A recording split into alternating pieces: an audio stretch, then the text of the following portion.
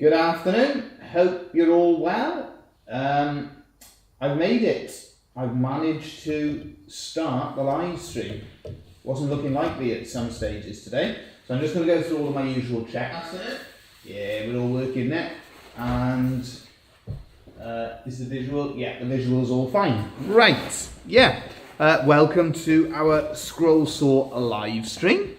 Now, what we've got today is something. Hello Aubrey from Anda. Thank you for joining us. Yeah, been a bit of a strange old day. The kids and my wife, Ellie, not too great and things like that. And then we had a group in as well, so we were sorting out with the group. But we made it, and we've got something ready to go on the scroll saw. We're going to demonstrate for you how we cut it out. Now, one of the first things I'm going to do, I noticed Dad was doing some cutting out earlier, and I noticed, because he was working on a thicker piece of wood, that it was just bouncing around a little bit. And that can, because it's a heavier piece of wood, it could potentially throw the table out just a fraction. And because we, I just noticed all the everything's getting better. Yeah, I think everything's getting better. I hope so. Yeah, they certainly seem to be on the mend. I'm hoping to steer clear of it all. That's my hope. But we'll see what happens. But thanks for that, Aubrey. Appreciate it. Yeah, just to show you what I'm doing before I start is using a set square just to check that that blade is square. And underneath our machine, there is a gauge that actually shows you whether it's square or not. Personally, I don't 100% trust it. So I prefer to use a set square and to try and judge to get this cutting square. Now, our table, it does tilt, and depending on the project, that can be useful. Because, you know, if you're working at 45-degree angles, something like that, there's different things that you can do using that. But generally speaking, we want that blade vertical and perfectly straight. So that's the way we recommend. Just a little tip. If you want your scroll saw bench perfectly square, use the set square as opposed to the indicators on the machine. It's a more reliable way of doing it. Right, so we're going to start off, we're going to do that pierce work, and then we cut that outline. And this was a project that I designed and made last year. It was one that we did for our Easter projects. I've got 2 layers stuck together. We've got some oak on the top layer and some juniper for the bottom layer. So that's the idea. Using stack cutting, we will cut out 2 of these plaques ready for the run-up to Easter. It's a method we use a lot. It makes us more productive and allows us to double or treble or quadruple the amount that we produce. So let's get into it. As always, we'll start doing the pierce work first of all, and then we will cut the surrounds. Hopefully as well, it will go, I've got hope on there, and hopefully it will go a little bit better than the last time I demonstrated text where I managed to break everything. But we shall see what happens. Any questions, any comments, let us know. And we'll do our best to answer them.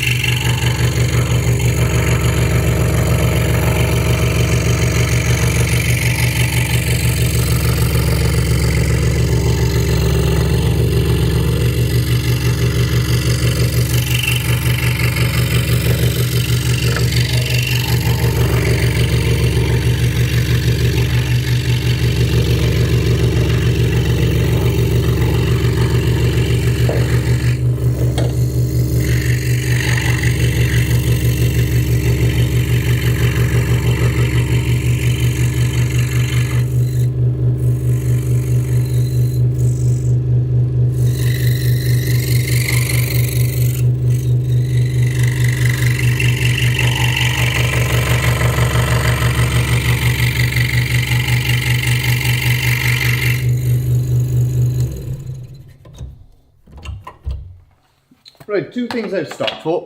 Firstly, there's a piece of wood that's just jamming. Not the Bob Marley version, but there's just a piece of wood that's just jammed in there against this metal piece. So I'm going to take that out. We don't need it in there for now. That's the great thing with having that removable plate. The other thing as well, already I've decided that blade, it's a little bit worn, and I'm not going to do my usual trick of trying to continue until it really causes a problem and potentially breaks the piece that you're working on. It's always worth noting, don't mess around. If you're not 100% happy with your blade, change it over. Now, one thing I'm going to try straight away, this is a Nikwa, but it's a slightly different one. It's a different colour blade. It's a reverse turf number 9, slightly different blade, slightly different in terms of the separation of the teeth, and they give it a different name. So I'm going to try this one, see if it works out and it cuts better or worse than our usual one. So we're going to give it a try. So we're going to change that over to that one there. Feed it back in, feed that blade into the gap, and we'll start cutting out once more.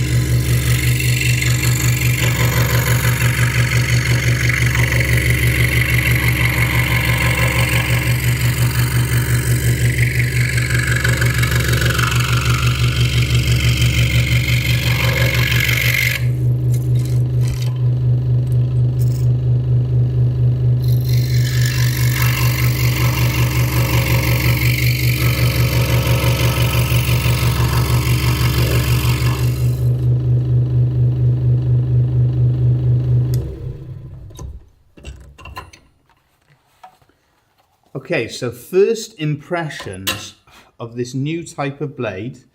And by the next live stream, I'll have to try and remember, if anyone's interested in it, I'll have to try and remember what the name is properly. First impression, that's a really nice blade. That's a nice blade. Which one is that, dude? It's the, I tell you what, do you want to get the packet? It's just in by the other scroll saw, so we can tell everyone. It's the number 9 Nikwa, but it's called something like Pebeko or something. There we are. Dad's just going to go in there, and he's going to have a little look for me at that packet of scroll saw blades, and we get the name for you, because that, on first impression, that's a nice blade to work with. Have you got it there? Is that the one you're using? It's not the one we normally use. Yeah. Nikwa, Pebeko, reverse, number 9. I got it from Valet Bob 22 on the recommendation of the carver, out from Poland, selling them on eBay. But since then, I've actually found the factory itself. If you have a packet of Nikwa scroll saw blades, you'll see the full name, and you can find in Germany the factory itself. There's 2 possible ways to get hold of them. It's interesting because it is a slightly slower feed speed, but that's what you'd expect because it's 10 teeth per inch. So slightly slower, but it does seem like quite a fine finish, and it's a nice blade to work with. So I'll finish this piece off, and we'll see what sort of finish it gives us around the outside. And I'm wondering if it's going to be better for not burning as much. It looks a slightly different material, doesn't it? It looks a different finish. Definitely. I wonder. It's black. It is, and it's black. The other ones and are the silver, other one, and yeah, you always see the burn. That's what happens on the other blades. When you work with the other ones, you get this burning where it goes black like this, and it causes. But I've got a spare there. I've got one of the other ones, the Nikwa number 9 reverse tooth. No, this will be fine. This will be fine. I think it'll hold. We'll see. I reckon it'll hold for the job. But if not, I'll use one of the other ones. But yeah, we'll continue and share our thoughts on these blades.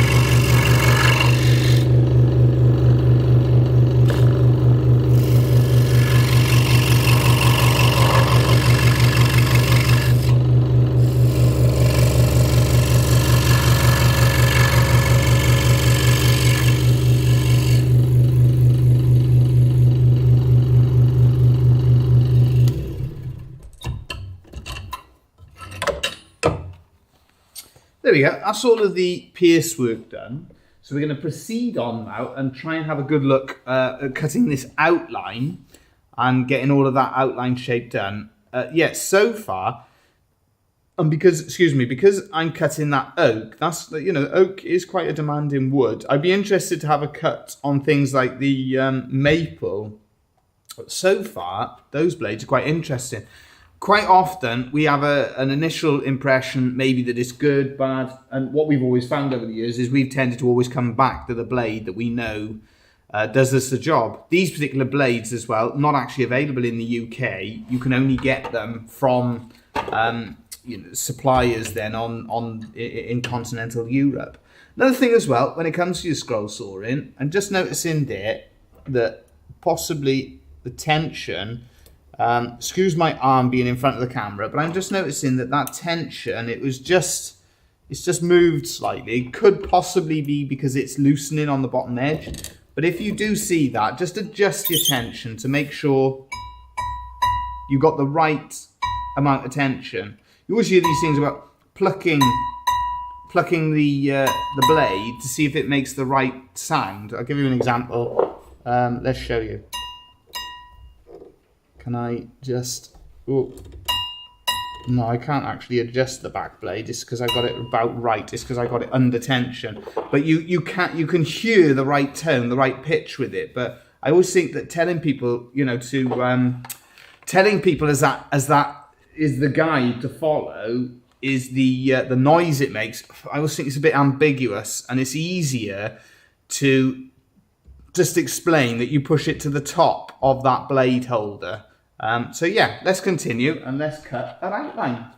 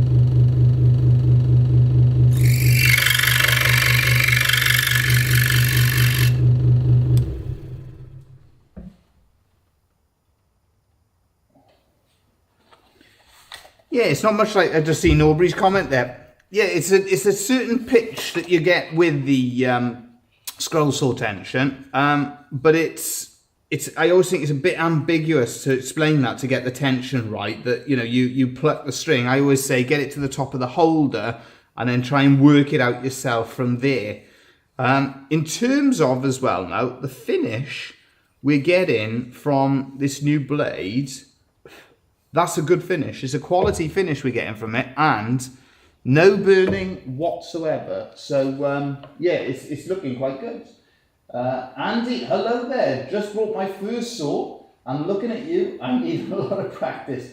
Yeah, I mean it takes time, but it's, you know, there's all sort of little tricks and things that we use. There's all sorts of methods that you develop. A lot of, if you're new to scroll sawing, just to go through the method, a lot of the time what you're doing is it's the transfer. One hand clamps, so one hand is clamping down, holding down the piece, and then the other hand is guiding. So sometimes there's a little bit of that coordination going on. Sometimes this hand is clamping, this hand is guiding, and vice versa.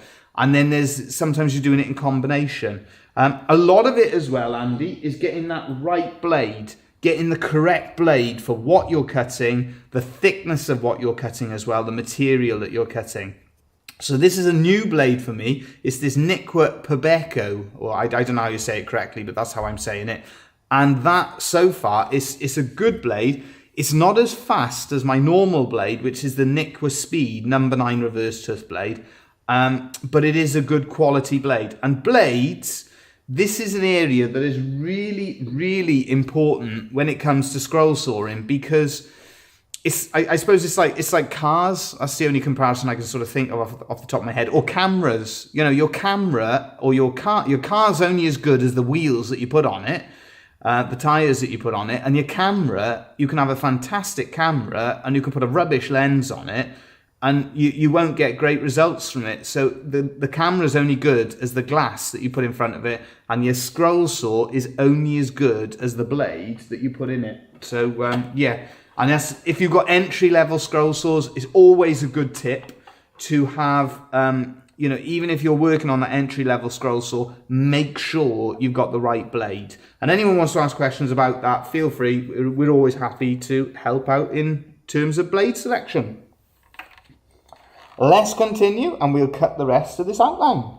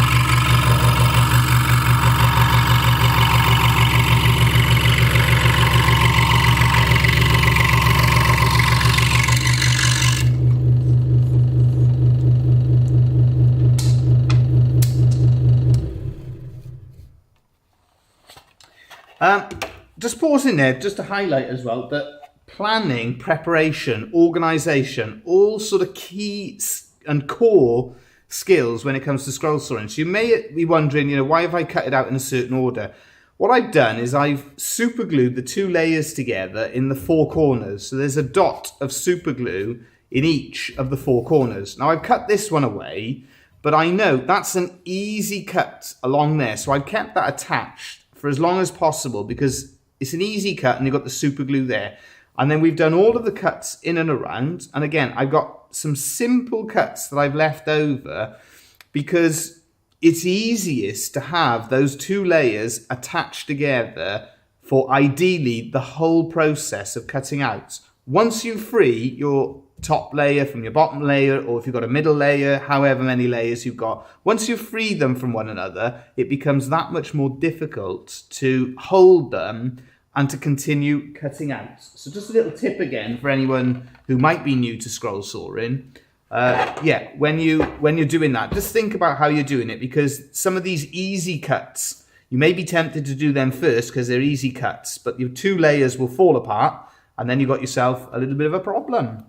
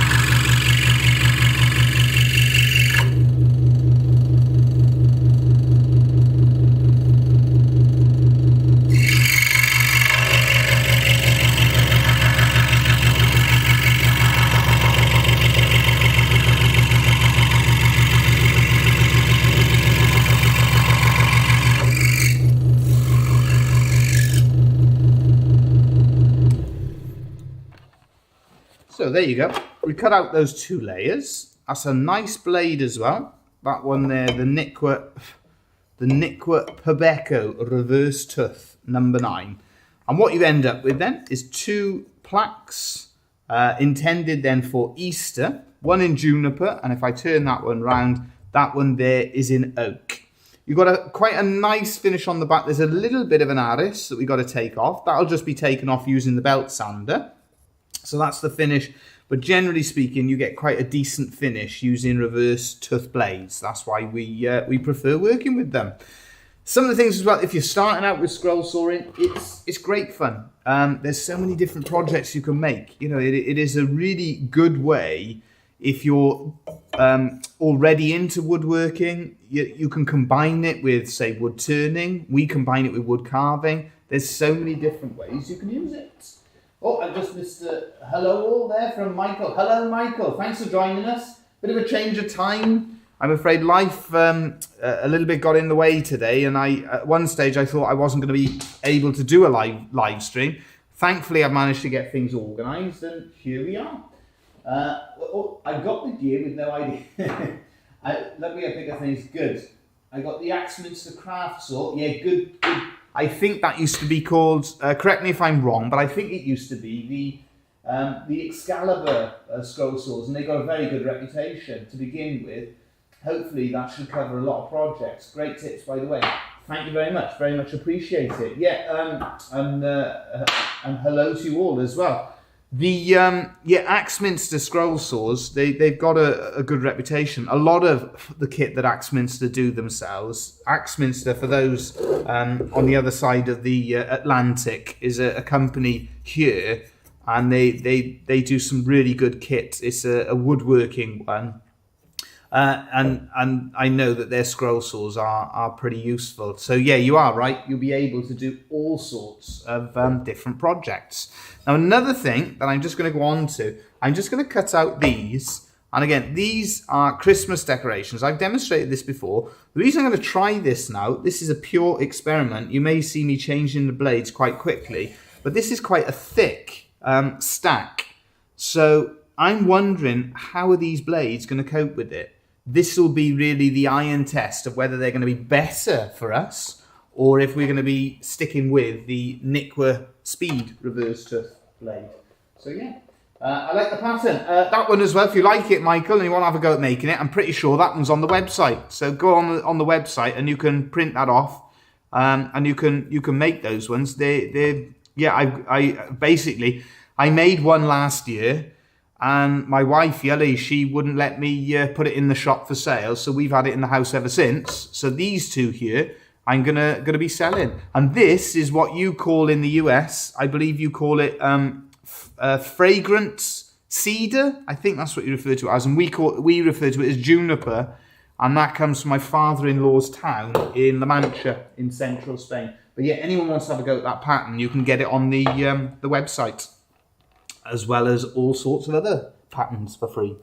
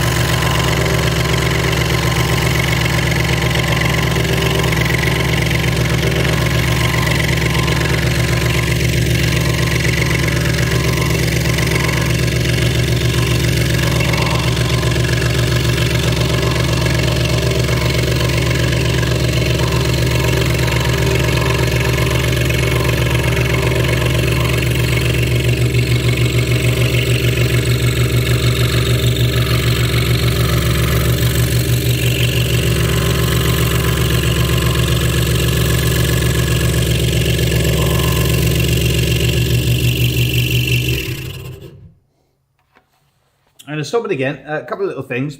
Firstly, I believe my blower, the tube there, has been pulled forward slightly. That's why it's catching on the back of the blade. So get that out of the way because it's a distraction. It's not going to cause any issues or anything like that, but you don't want any sort of distraction as you're cutting out. The other thing then was, you may have noticed a couple of times that the machine seems a little bit lazy when I turn it on. In fairness, it's over 20 years, probably more like 25 years old now, and it wouldn't surprise me if the on-off switch is slightly struggling now. But the great thing with Hegner scroll saws, you can get a replacement part for anything, and if it does go, it's just, I feel it may just be given a little bit of notice, we'd refer to it as, and if it does go, I can get on the phone to Hegner and say, look, I think the on-off is gone. It's by the look of it, there's a few screws there, so we can unscrew it, replace it, and away you go. When I get round to it as well, I've also bought some paint. So that is something I plan on doing, is painting it out again. I used in blanket or something. Red cedar. There we are. Yeah, fragrant cedar. Red cedar. Is that good for deterring moths? Quite possibly. I'd be interested actually. I can ask my brother because he'd know with that because he does beekeeping.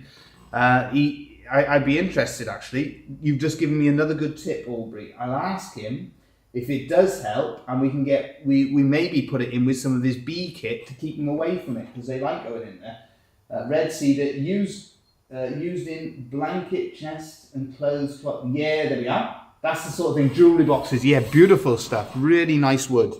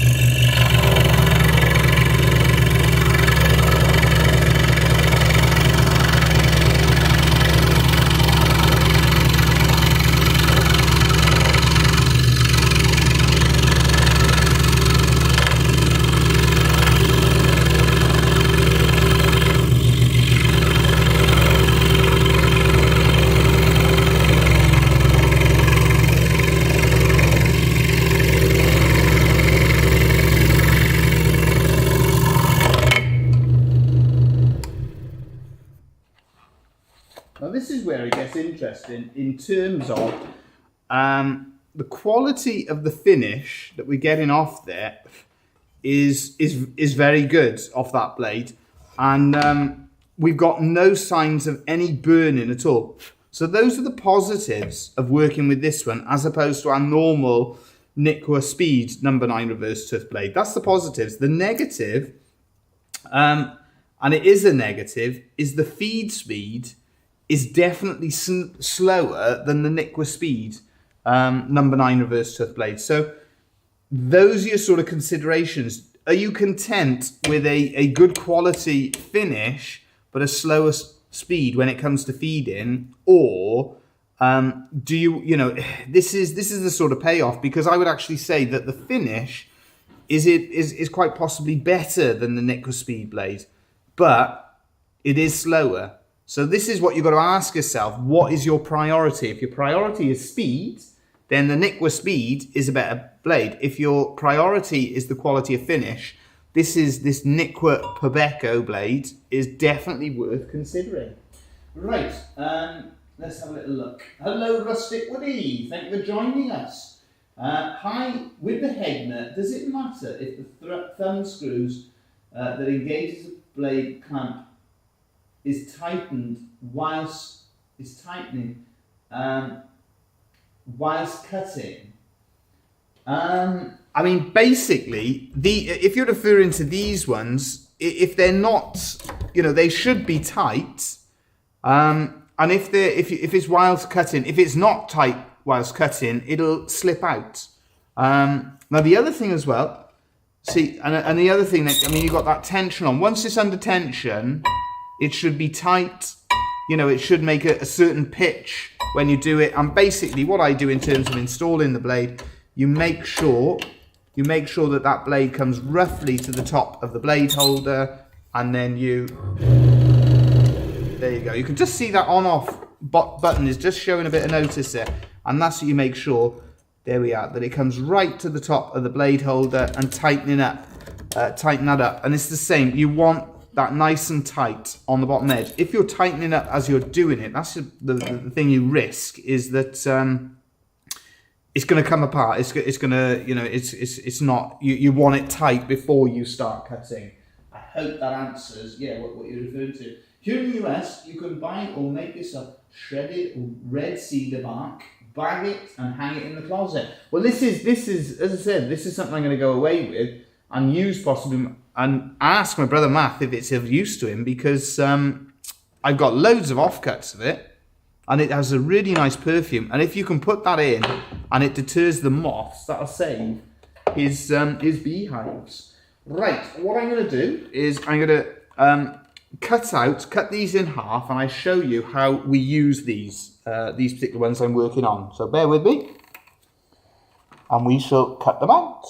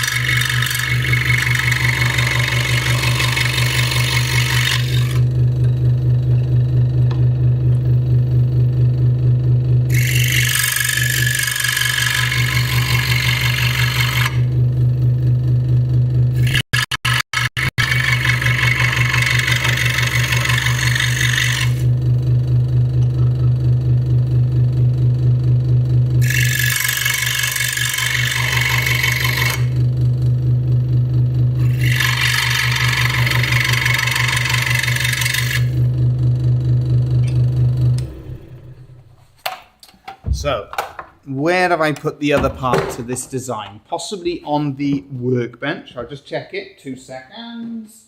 Yes, we have.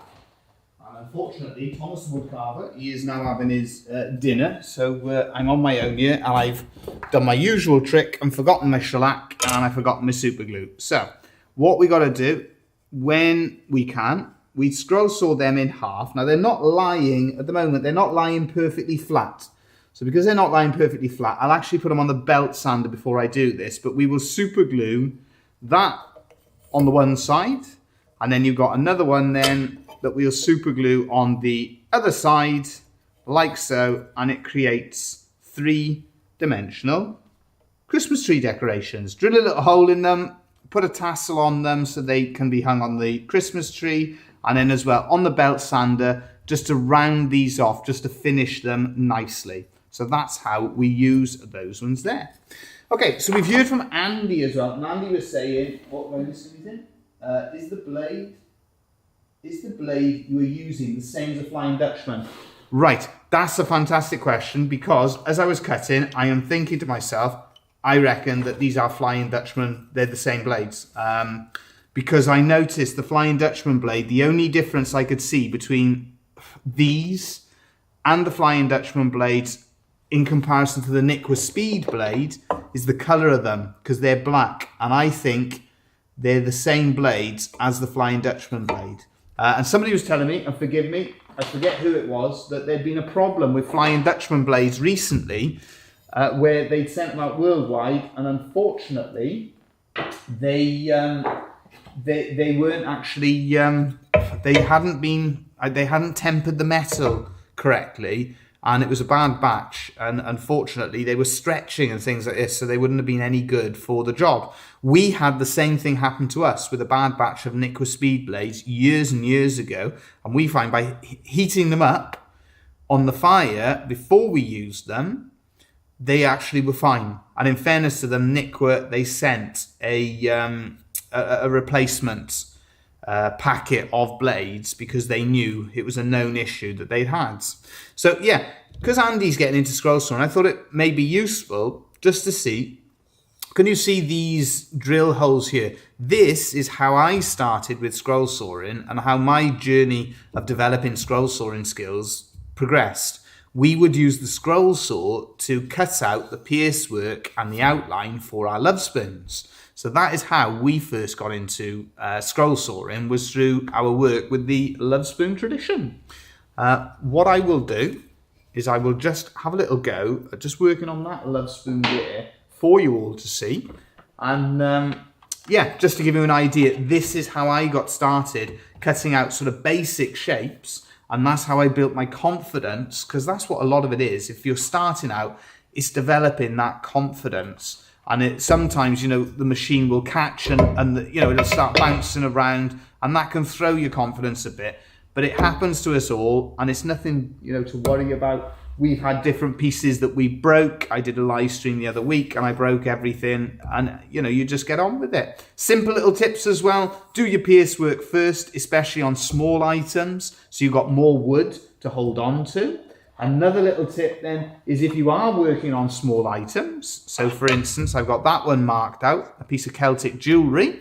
If you're working on small items like that, stack cut it so you've got those 2 layers to work on. If you stack cut it and then you've got it on a bigger piece of wood, it gets your hands away from the blade. If I was working on that piece there, it's more difficult to control. So sometimes when you're working on smaller pieces, put it on a bigger piece of wood, makes it easier for you to cut out, especially when you're learning. What I'll do, instead of doing Lovespoon, I'll demonstrate a little bit of cutting out on this one here.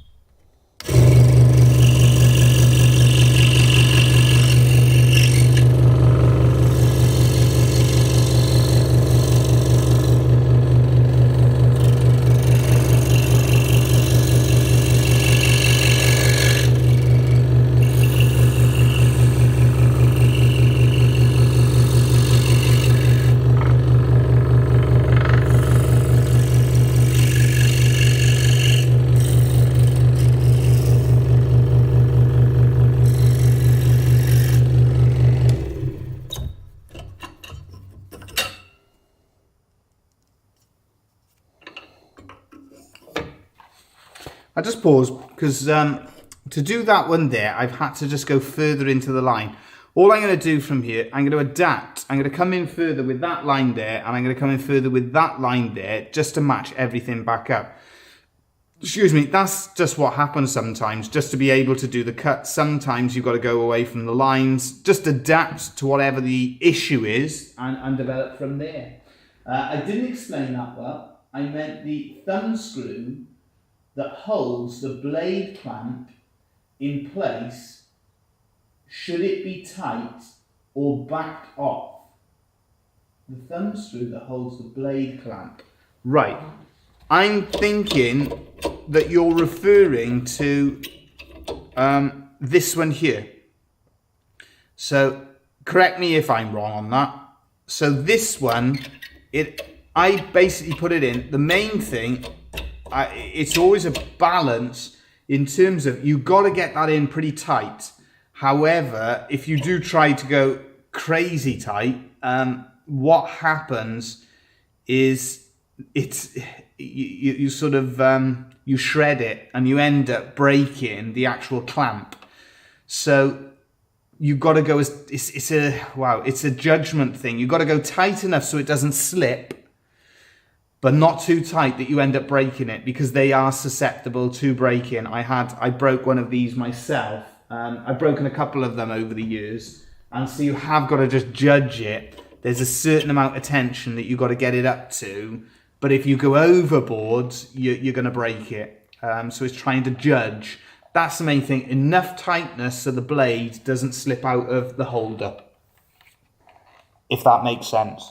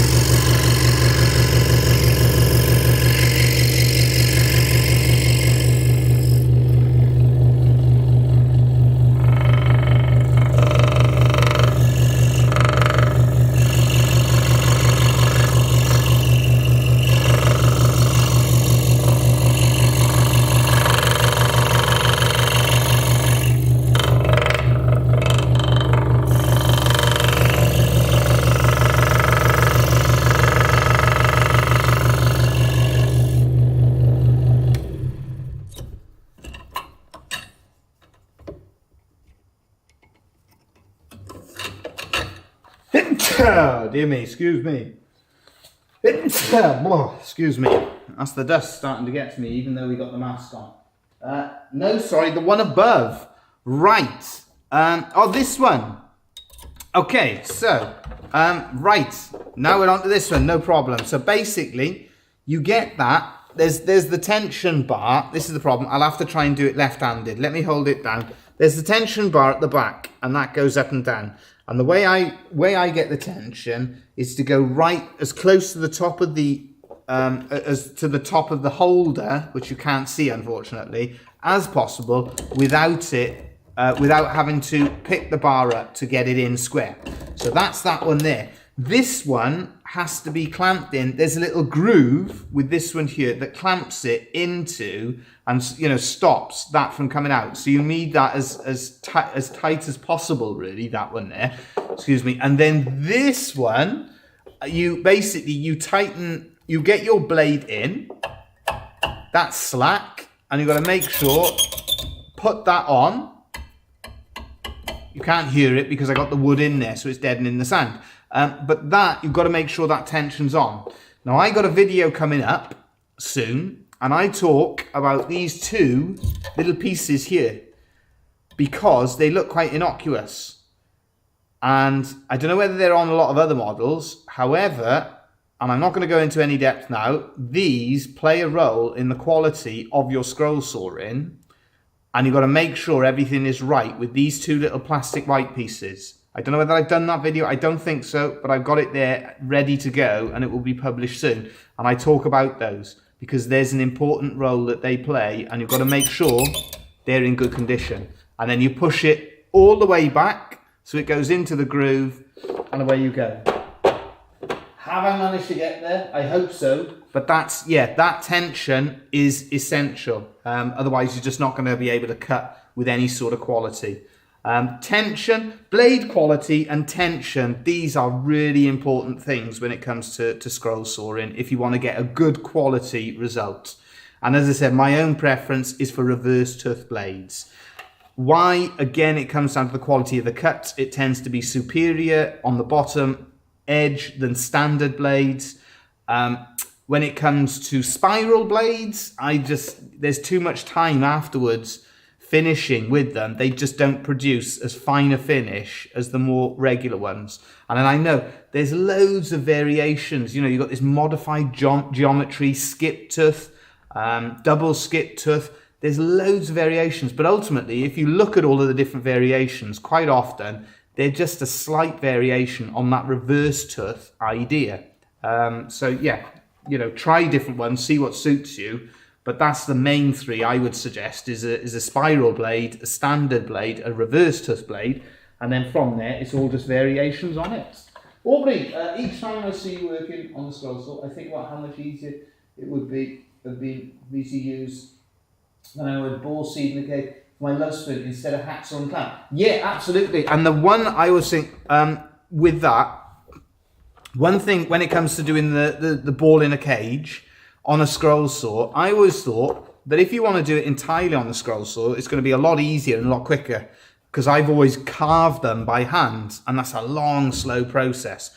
I do use the scroll saw to take out above, below, a little bit as much as I can. However, I've always thought if you could get a jig, and I've never done it, I've never got around to do it, but if you get a jig at a 45-degree angle, you could probably cut the whole shape of the seed out using the scroll saw. But yeah, it would be a lot easier. There's definitely a method there to do it. I just haven't got time to properly figure it out. Maybe one day I'll demonstrate it though.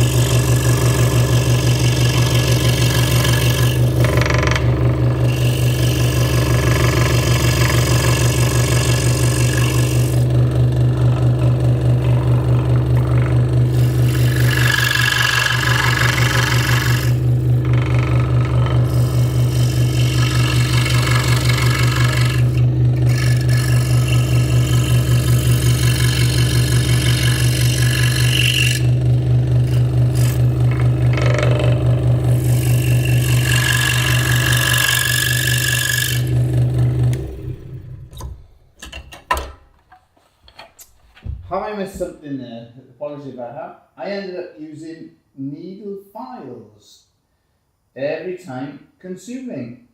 Shoot, I have to nip up. No, thanks for joining us, Aubrey. And yeah, I mean, I tried the reverse spiral blades for fretwork. A lot of cleanup. Yeah, spot on. I tried them as well, and it just didn't work. Yeah, it didn't work out for me. This one, this new blade that I'm using is perfect for doing small jewellery. The finer work, excuse me, because it's got those teeth closer together, it's a slower feed speed, and I've just got a fraction more control than I would with my regular blades. The other thing as well, this is a really good example to show you that if you're if I haven't got this wood, if I went and cut the outline first of all, and I'm then working all in around here, wow, that's so much more challenging because I've got this extra wood to hold on to. I can get those hands away from the blade, and it makes the whole process of cutting out a little bit easier. So even if you are working on a very small project, I know you get a bit of wastage. I know I'm wasting a bit of wood here. However, that wood is really important because it gives us so much better control than if I went to a teeny tiny piece of wood and then the machine, you know, I've got less control over it. I know there are other versions where people have variable speed and that can make a difference, but I just recommend, you know, use the single speed and just have a little bit of extra wood just to keep your hands in a more comfortable position.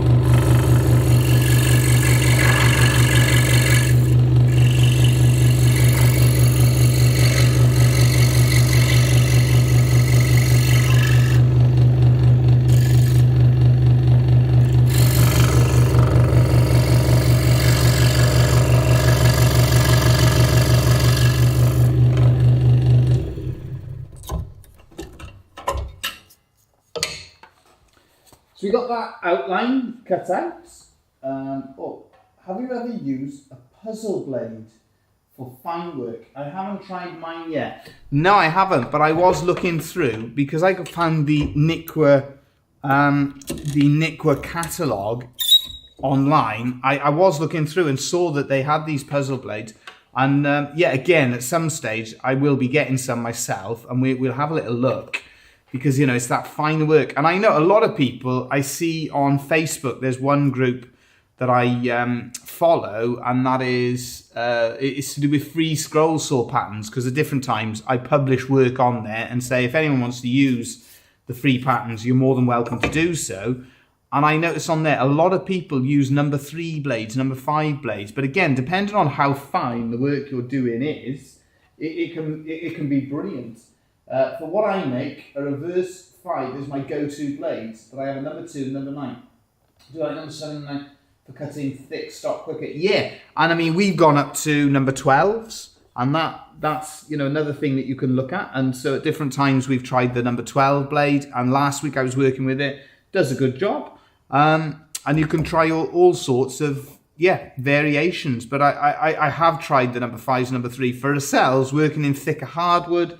Generally, they're not as good for us, but it just depends on what you're working on. Right, now I'm going to finish off. I'm going to cut around all of this profile, and then you'll see at the end of that, then we'll have 2 quite delicate pieces of jewellery. We'll probably turn these into some pendants.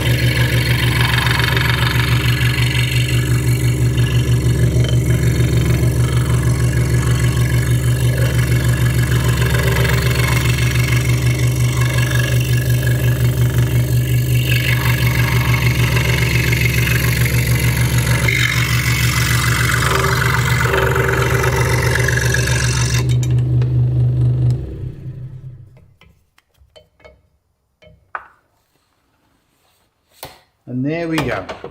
So 2 little pendants, just going to get where they're just stuck together little bits.